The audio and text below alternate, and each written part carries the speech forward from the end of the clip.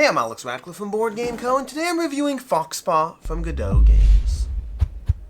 Foxpaw is a 2 to 4 player worker placement game inspired by a world that shall not be named. This is going to be a rapid fire review, a review format in which I try to give you a general overview of the game, just loose details and all that, and then my thoughts and opinions in 10 minutes or less. To that end, let's talk briefly about what's going on here, but before we do, this is a prototype, all rules and component subjects change, and I'll have a link to the crowdfunding campaign down below. This is a worker placement game. You are going to be playing as a wizard. You're going to draw your various wizarding cards at the beginning of the game, choose your wizard, get your starting card with all your resources, and then choose the house that you're going to be filtered into, the one you'll be chosen, sorted. You'll be sorted into this house over here. This house is going to give you either a general ability and some stat gains, or alternatively, if you break tradition with what your family wanted, you'll actually get an additional skill, but you'll lose out on some boosts in the game. Basically, you have this opportunity to kind of listen to where you should have been sorted, or possibly not. Again, wizarding worlds that shall not be named. After that, you're going to be going through 5 rounds of worker placement. You're going to have round 1, and at the end of round 2, you will have a competition you'll be fighting against the other players for in order to gain points. Then round 3, then at the end of round 4, another competition, and then in round 5, another competition. These competitions have a variety of different things they can have, but for example, over here we have the Tri-Magic Triathlon, which effectively wants you to be boosting your various stats on your player board in order to go ahead and win that. When you go to the next competition over here, the Skirmish Cup, different competitions might actually have their own little decks and challenges that are slightly unique. In general, you want to boost your stats to be winning these competitions, but there's a little bit more nuance going on there. Along the way, you are engaging in worker placement. You're going to have all these spots on the board that you're placing out your workers in order to take all the various effects. Now, I won't be going through all of them right now, but as a general rule of thumb, when you go to somewhere, there are going to be various spots you can go. Some are better than others, which means you might want to go ahead and be the first person to go ahead and place something in the knife areas in order to go ahead and be first in turn order. Alternatively, you might want to go first in any number of places because going first in any of the spots is often better. Go first to the night market and you get more energy as when you go there. Go first to either of these two areas and you'll have more control over what the amount of resources you get over there. Similarly, if you go over here or over here or over here or over here, in general, anywhere you go, while the spots are not always exactly the same, generally there will be more selection, more opportunity if you are the first there. And so you are trying to be mindful about getting your people, getting your wizards, your various, I guess thematically I don't know what these are, but getting your wizards out to the various zones on the board in order to get as many of the resources as possible. Now you'll also be trying to learn spells. You're going to have these spell cards over here that you can try to learn these spells as they come out, refreshing them between those rounds, but as I said already, going there first can often be helpful. You'll be getting an extra star if you're the first person to learn any of those spells.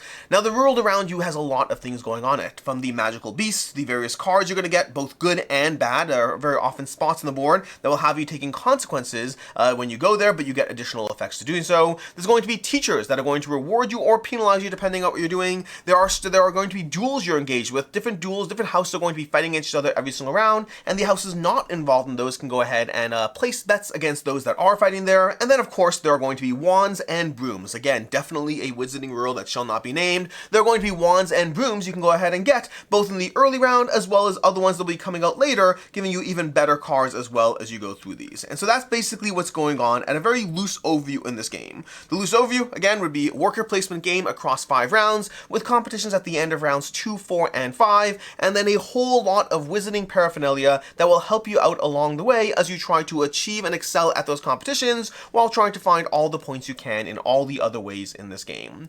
Which brings us to the rapid fire review, starting off with the usual question, am I keeping this game? And the answer there, for the first time since starting this rapid fire review format, is I'm not sure. As to why or why not? Well, the game itself is good. Overall, Foxpaw gives you a good worker placement game, and I'll get to all of the things that I like in it shortly, but there's a lot of good things going on, and then some things that don't make it as good of an experience as I want. But what the game does shine is it certainly is elevated by trying to give you this, I'll say it, this Harry Potter inspired world. It does give you that, and so speaking frankly, my daughter's a huge fan of Harry Potter, and so the theme might result in this getting more tabled more often, even though the game as is definitely a mix of things that I very much enjoyed and things that also got a little bit in the way of the experience. But ultimately the theme is definitely one of the selling points and does carry it that extra little step. All these magical creatures is a whole deck full of magical beasts, and they all give you different effects, and you can utilize these in different ways. Some will give you effect when you place them, some will give you effects when you gather them. You can go ahead and get more of them. They're fun. This whole deck, the whole deck of magical beasts is one of my favorite parts. The art's great, and the premise of having these little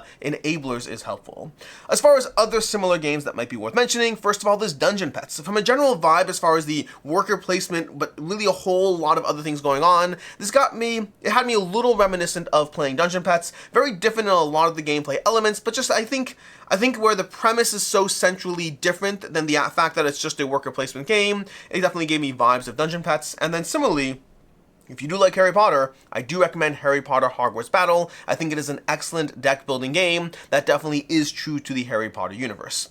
As far as counter opinion, well, this is tricky because usually the counter opinion is if I'm keeping it, I try to give you reasons why you shouldn't keep it or shouldn't have it. If I'm not keeping it, I try to give you reasons why you might want to keep it. And in this case, I'm kind of in the not sure camp, so I'll just give you a bunch of the pros and cons because there are a bunch of pros and cons. There's magical beasts. I mean, a lot of the pros kind of come down to the general world that is being built here. From the magical beasts, to the idea that you have these houses and you can break tradition, to the students you're going to start off with, to the various teachers that will be cycling each round, giving you different teachers that will have different preferences in the game, and also the ability to even swap the teachers, if I can find over here, swapping the teachers out as well, giving the players a little bit more control over those things. From the wands, the brooms, the spells, the competitions you'll have, the general worker placement puzzle where everywhere is important, everywhere is good to go. Going to bed early can go ahead and give you more energy and more control over the turn order, so that's another thing you want to be mindful of. Betting on those wizarding duels, the mischief and darkness cards. There are a lot of things just generally added to the combination of a good worker placement game with a lot of theme baked into that good worker placement game.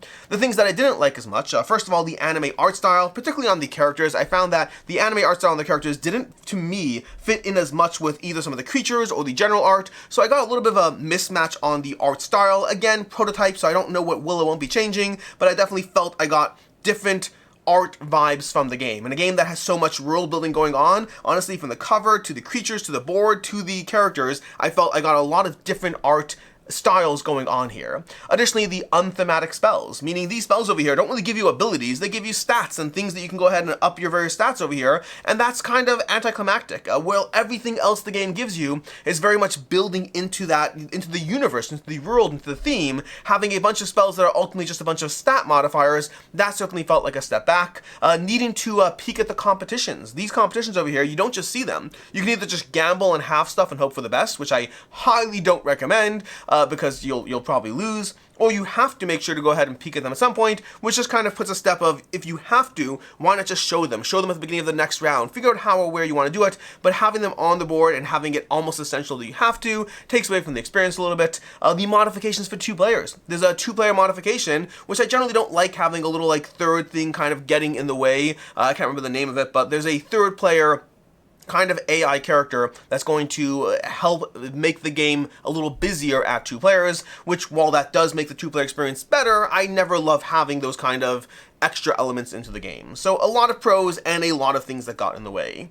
As far as rating and final thoughts on this one, I'm going to come in at a 3.5 out of 5 on this. I did like Foxpaw. I do enjoy it. There's a lot of world building, there's a lot of theme, there's a lot of elements that ultimately work well here, giving you a solid worker placement game with a lot of moving parts and a lot of Harry Potter inspired world that ultimately does produce a good and enjoyable game, but also one with as many elements that took away from how ideal or amazing the experience is as there were elements that contributed to it. So ultimately a 3.5 out of 5. Until next time, I'm Alex Radcliffe from Board Game Co. I hope you found this review helpful, and as always, I hope you have a good one.